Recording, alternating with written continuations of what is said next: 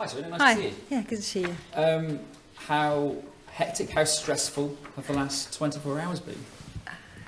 Well, actually, the last week was a little stressful. The last period, because we had to make hard decisions. And it's nice for the ones who are in, it's not nice for the ones who are not in. So, yeah, we've had very good conversations with the technical staff. We follow players really well. But it has been really hard. Tough decisions? Yeah, of course. Because, we've been with a bigger squad too in spring. And so we've seen lots of players. And actually, they all work there, they all work so hard to get in the squad, and lots of them do play really well, but you have to pick 23. Let's start with the players that are in the squad. Lucy Bronze and Millie Bright. Lots of fans will be very happy to see their names on the list, but how fit are they?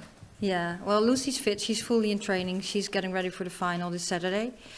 And Millie is in a good place, so we're positive. She's still building, but we have some time, and so she'll be with us too, but we need to build a little more. But it looks good. How important is it to have those two fit and match fit going into the tournament?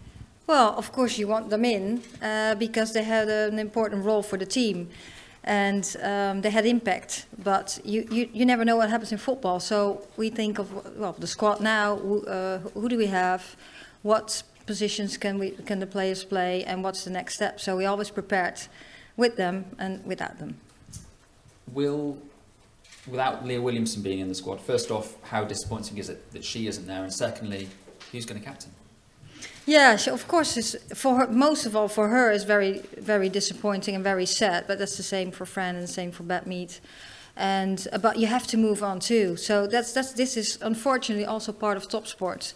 That you can get injured. It's a physical game, and you hope, of course, that to make that risk as small as possible. But it can happen, and someone else steps up, and that gives an opportunity for someone else to show and take responsibility, and that's how we approach it. And as you've seen about the captain's role, we had Leah, and then the vice captain was Millie, and Mary has done too. So that's how we approach it now. So Millie will, at the moment, lead. Yeah, You mentioned Beth. Was there ever a chance that Beth Mead could have been in this squad? No, I don't think so. It's Beth. She's so positive, and she's going really well. But we said the time schedule she had, we would have taken so many risks to try and get her to the World Cup, and also she had a personal situation too. So that all added that very shortly or very early we said, well, we're not going to take that risk. I'm not willing to take that risk to push her too much and then she gets injured again, because we also have to take care of players and do what's smart and not do what's a little bit naive.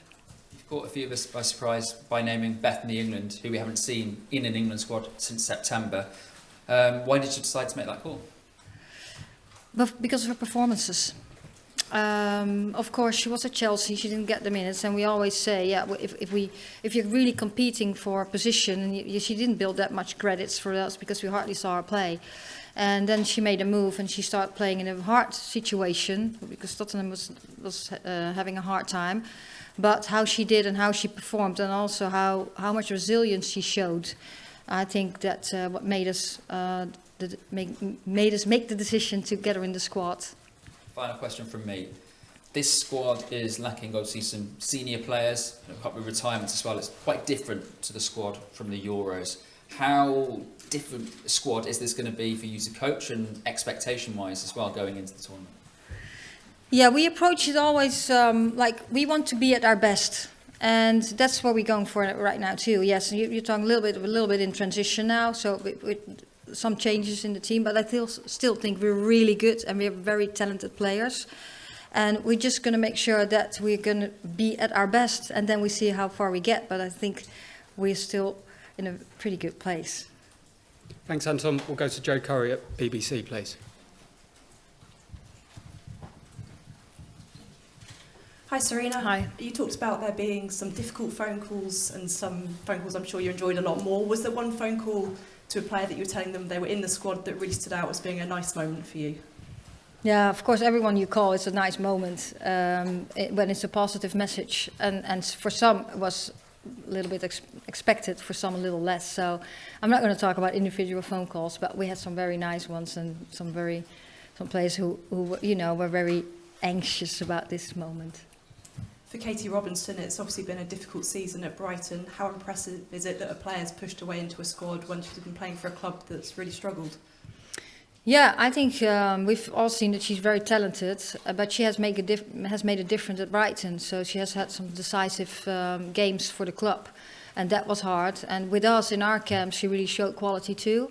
So she just made us choose her. There are 6 players in your squad who have never been to a major tournament. How do you help them get their head around the experience of going somewhere like Australia, New Zealand, and playing in a World Cup? Yeah, well, of course, well, at one point, it's always the first time for players. Just what we're trying to do is just focus on football, but also know what's happening around you. Yeah, it's going to be really exciting. I saw already 850,000 tickets are sold, so it's going to be a big event. But also bring it back. So, like what you see today here, all these little kids, and they start playing football. That's how everyone started too, and try to get that little kid in yourself on the pitch and play. And try to prepare them as good as possible. So what's your task? What's your role in the team? Go out there and go play football and enjoy the moment too.